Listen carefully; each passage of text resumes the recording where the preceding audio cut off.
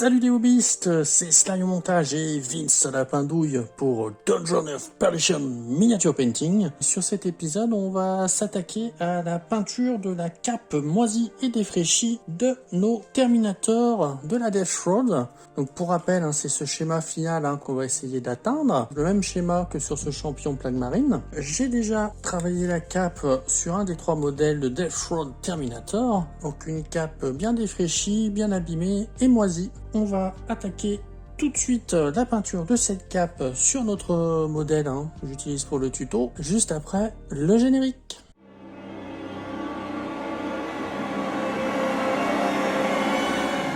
On va commencer à peindre cette cape exactement comme on a fait pour l'armure, c'est-à-dire avec du stippling, et on va commencer par un stippling de Mournfang Brown qu'on viendra éclaircir avec un stippling de Balor Brown.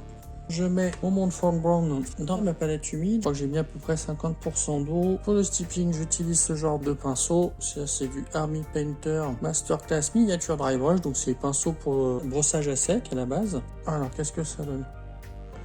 Alors, vous voyez, j'ai mis un petit peu trop d'eau. Les petits points se voient pas très bien. Ils sont trop dilués les uns dans les autres.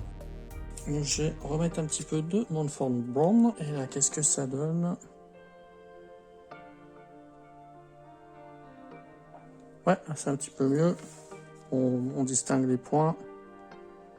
Je vous renvoie à l'épisode 1 pour le stippling où je monte ça sur l'armure. Bon, là, je vais vous montrer bien sûr sur la cape. Donc, je tamponne. J'ai tamponné toute la surface en fait de ma cape. Ça va créer une espèce de couche de peinture texturée, couleur marron. Je fais une deuxième couche là sur les plis en relief. On va venir en remettre un petit peu par là. Ça va commencer à créer comme un petit dégradé avec les zones d'ombre, les zones de lumière. Là, dans les petits coins là où je ne peux pas atteindre, j'irai avec un pinceau classique. Je vais en mettre un petit peu par là. Un petit coup là, il y a plus de lumière. Je vais prendre mon pinceau classique et faire dans les endroits inaccessibles. Je fais des petits points avec mon pinceau classique. J'essaie de garder la même apparence, la même texture. La cape là est totalement dans l'ombre de l'autre côté, donc je vais pas le faire, elle va rester dans le noir. Puis de toute façon c'est pas très accessible.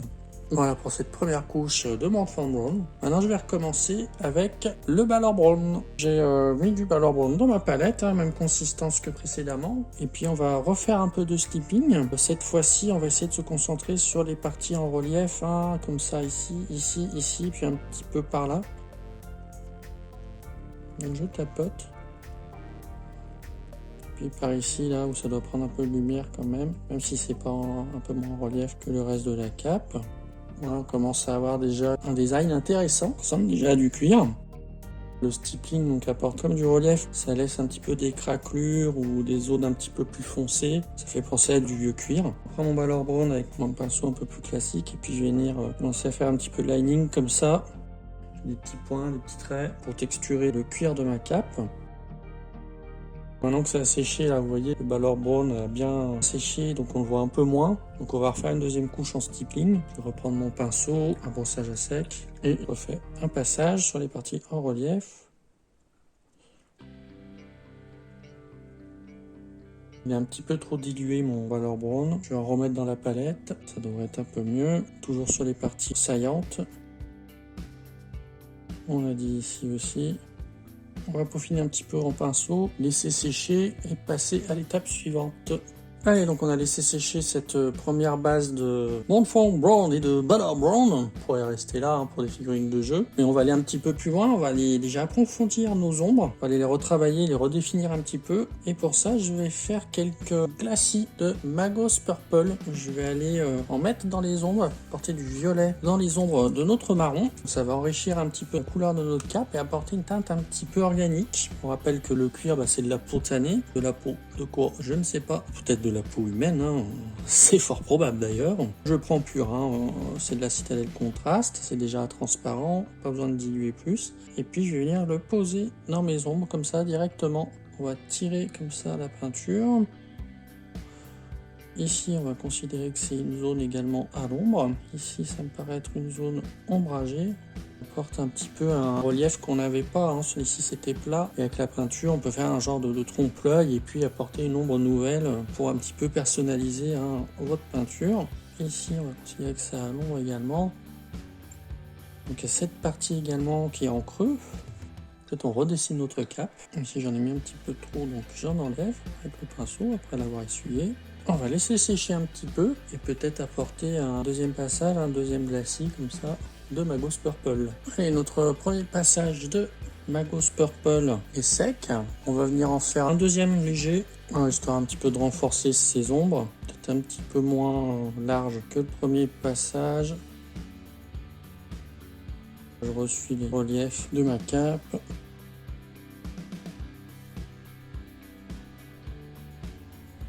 Maintenant, on va appliquer une deuxième couleur dans nos ombres. Je vais utiliser cette fois un shade, le Carver Crimson. Je secoue bien pour éviter que ça ne brille trop quand ça va sécher. On va le mettre vraiment dans les endroits qui me paraissent être le plus à l'ombre.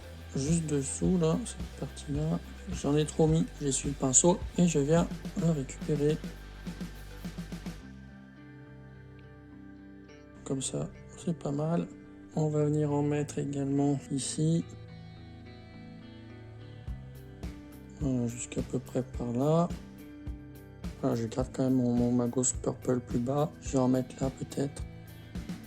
Voilà, donc même dans nos ombres, on a apporté un petit peu une variation de couleur. Là, on va laisser sécher. Je pense qu'on est pas mal déjà pour la lumière et l'ombre. On va venir s'amuser maintenant à faire des petits scratchs, des rayures. On va abîmer cette cape, hein. Et pour commencer, on va utiliser un Rhinox Hide. Je vous montre la celle qui est déjà terminée. On va venir faire des stries, donner du relief et abîmer notre cuir, comme ici, vous voyez. Alors le tout, c'est de trouver vraiment la bonne texture, hein, avoir un pinceau avec une pointe assez fine. Donc celui-là, c'est un Raphaël 0. Et donc on va commencer à faire des petits scratchs un peu partout, de manière aléatoire. Des petits points également, donc pour abîmer et craqueler notre cuir. Essayer de faire ce que ça a l'air assez aléatoire pour que ça fasse naturel. Donc je fais surtout là sur le Balor Brown, là où c'est le plus dans la lumière. Essayer de faire assez fin, après on pourra corriger parce qu'on va venir avec une deuxième teinte plus claire pour apporter un effet plus réaliste, plus convaincant. Avec cette teinte plus claire, on pourra essayer de rattraper un petit peu le Rhinox Hide si jamais on a fait des traits trop larges. Donc vous verrez au début c'est pas évident hein, d'être assez fin, donc vous allez avoir besoin de vous entraîner certainement.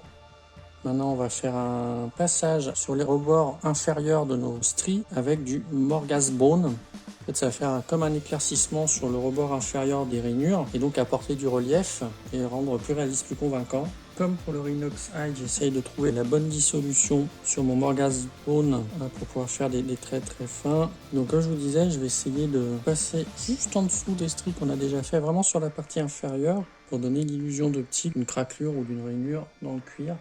Faut vraiment pas trop trembler du pinceau, c'est pas évident, vous allez vous y reprendre à plusieurs fois. Vous voyez, ça apporte une petite illusion d'optique, un reflet de lumière sur le rebord de la craquelure, ce qui la rend plus convaincante. Et donc il va falloir faire ça sur toutes les petites stries que vous avez déjà fait au Rhinox Hide et toujours sur la partie inférieure, hein, pas la partie supérieure. Voilà, comme ça. Allez, on termine ça, je fais toutes les petites stries puis on continue. Voilà ce que ça donne une fois qu'on a travaillé toutes nos craquelures, toutes nos stries. Ouais, pas mal, petite impression de relief comme ça. Maintenant, ce qu'on va faire, c'est qu'on va faire du lining à l'intérieur justement de tous les trous là qu'on a sur la cape. On va porter la lumière sur les parties basses pour donner du relief justement à ces trous. On va faire du lining également sur les côtés et tout ça au Morghast Bone. Je vais vous montrer les premiers. Comme ça, sur les parties inférieures. Ça va apporter de la cohésion entre les trous et les rainures. Vraiment sur la partie inférieure. Je fais vraiment avec la tranche de la pointe pour bien appliquer ma peinture. Porter la lumière comme ça sur les côtés de la cape, là-haut aussi. Un petit relief là comme ça.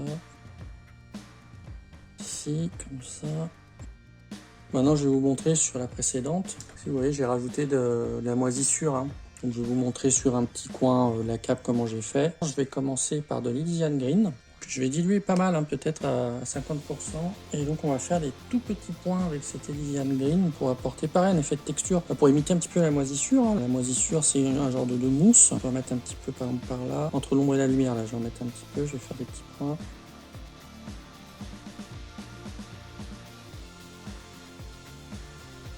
J'ai essayé d'aller vraiment avec parcimonie.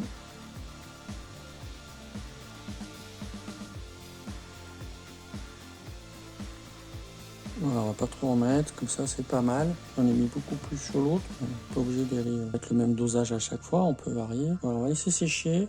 Je vais prendre un eau grain camo.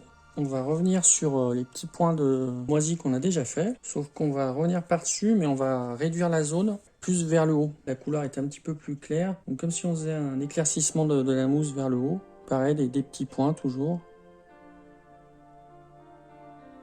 On apporte plusieurs couleurs à notre mousse. Voilà, on va y aller tranquille. Voilà, on est bien. Je vais juste rajouter un tout petit peu de blanc dans mon eau grain camo pour l'éclaircir. On va apporter un dernier passage, cette fois encore plus concentré sur le haut de vos petits plaques de moisi. Je fais vraiment avec la pointe de mon pinceau. Voilà pour les petites taches de moisi. Vous pouvez en faire plus si vous voulez. Sur celle-ci, j'en ai mis beaucoup plus. Sur celle-ci, un peu moins. Le résultat est sympa quand même. Allez, je finis tous mes petits linings de Morgasbone. Voilà les hobbyistes, j'ai terminé mes petits linings. La cape est quasiment terminée.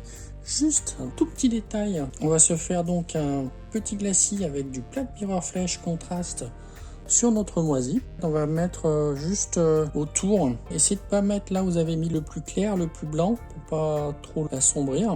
Vraiment sur la partie, on va dire, inférieure de chaque tache de moisi. Vous pouvez déborder un petit peu sur le cuir pour lui donner une petite teinte verdâtre également. Ça va lier un petit peu notre mousse et la lier un petit peu plus au cuir. Et le grain camo qu'on a éclairci, j'essaye de ne pas y toucher. En fait, sinon on va trop le teinter et il y aura moins de relief. On déborde, comme je vous disais, un petit peu sur le cuir pour apporter une petite teinte verdâtre au cuir.